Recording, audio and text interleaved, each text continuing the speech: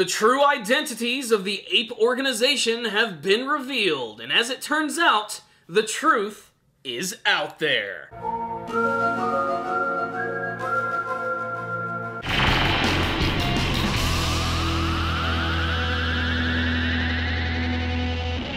Where do I even begin with this episode of Darling in the Franxx? This episode was insane! First, spoiler warning. If you haven't seen this episode, go check it out and then come back here, because in this episode, we finally get to learn what the ape organization is all about. And guess what? They're freaking space aliens, invading space aliens, who want to take over the entire planet, including the humans and even the Klaxosaurs, who are actually known as Klaxosapiens. So now we know that the Klaxosaurs are at least connected to humanity in some form or fashion.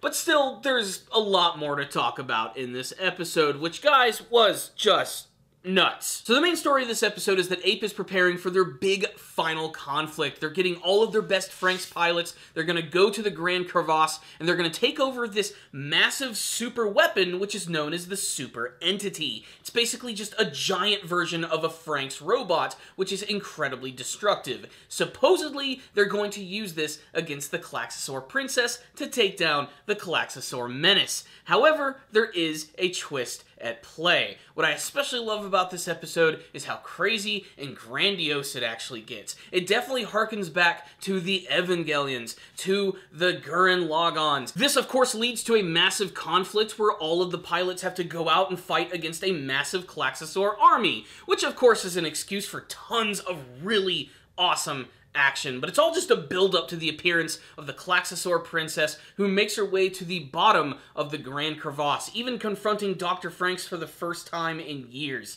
This is where Dr. Franxx basically says that he wants to pilot the super entity with the Klaxosaur princess. He's still completely obsessed with her in the most creepiest of ways possible, but she's not having any of that shit. She just, like, stabs the hell out of him, and Hachi's like, you know what, I don't care. I'm going to the super entity. She ends up running into Hero and Zero 2, who are getting ready to go inside of that, because apparently that's the only way they can pilot this super weapon is with a smaller Franxx robot. And that's when she just sort of forcibly makes her way into the cockpit, completely defeats Zero 2 and calls her a fake. Basically, she's sort of maybe a clone of what she really is. It's also worth mentioning that she's known as Code 001. And then you have 01 and 02. So 02 has been tossed like yesterday's garbage, and Klaxosaur Princess makes her way into the cockpit and starts forcibly making out with Hero, something which probably does not sit very well with 02. She forcibly takes control of Strelezia, goes inside of the super entity, and reveals probably the most ridiculous aspect about the entire series. That the reason the Klaxosaurs exist and that they have all of these massive weapons is so that they can defeat invading space aliens, which suddenly show up out of nowhere in this episode. They're all in space, they have giant, ridiculous, organic-looking spaceships, and suddenly this giant space battle begins. It's at this moment that you're just kind of like, wait, what?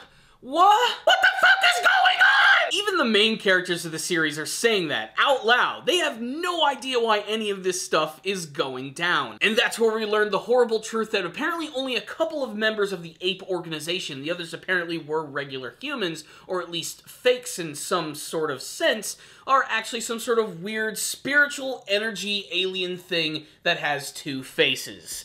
Saying all of this out loud is pretty damn strange, but honestly, just seeing it in motion, it really takes the cake. Ultimately, this entire series is about the Klaxosaur princess and her kind fighting back against aliens, and somehow humans found their way into the mix. It's pretty clear that there's a connection between the Klaxosapiens and actual humans, but that's still kind of mysterious at the moment. Really, though, this episode starts to get even crazier at the end when suddenly all of these giant alien weapons start appearing and taking over everything, including the giant super entity robot, which, like I said, is basically a giant version of Strelezia that can fire giant beams of death at a giant space fleet, no problem. Basically, what I'm trying to say is the last two episodes of Darling in the Franxx have just been absolutely insane. And there's still so many other little parts about this episode that we have got to talk about, but a little bit more on that in the rundown of this episode of Darling in the Franxx. So, wow, so many elements to talk about here. Aside from the crazy and insane battle that we get at the end of the episode, which is basically an appetizer for more of what we're going to get later, there's some little details on this episode I like. One, it's pretty much confirmed that Kokoro is indeed pregnant. There is a scene where they're all hanging out and suddenly she starts to throw up, so it's only a matter of time before she starts popping out that little Mitsuru. I don't know how this is all going to factor into everything, and maybe we'll actually get to see this child by the end of the series, and by knowing that she could potentially be pregnant makes it even more horrifying to see if she could perish in battle. This is going to add a lot more drama to a series which ultimately is already filled with it, but you know what? I'm okay with it, as honestly I think that's always been the best thing about Darling in the Franxx.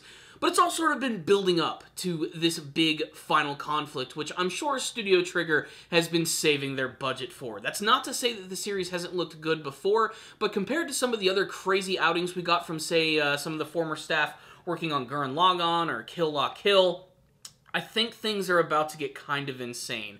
The introduction of the aliens in the series, though, is strange. Sometimes that can't work. Sometimes it's done very sloppily, and this one was just kind of nuts. I was just sort of accepting it for what it is, but man, was it strange when it just happened, when all of a sudden these giant purple spaceships start appearing, and these weird space aliens come down, and they start punching against things. It's just like, wait, slow down, hold on, what's going on? Like, it's just all so much at once, especially now that we finally get the Klaxosaur princess taking a much more active role in the series. Also, I still love the fact that they're still keeping in the theme of 02 and 01 being like the red and blue ogre, and it makes sense too, with 01 having one massive horn and 02 having two red ones. It's just perfect. It's the type of dime store symbolism that anime is always known for, but it works really well in this series right here, and I'd be remiss if I didn't talk about all of the amazing action sequences from this one.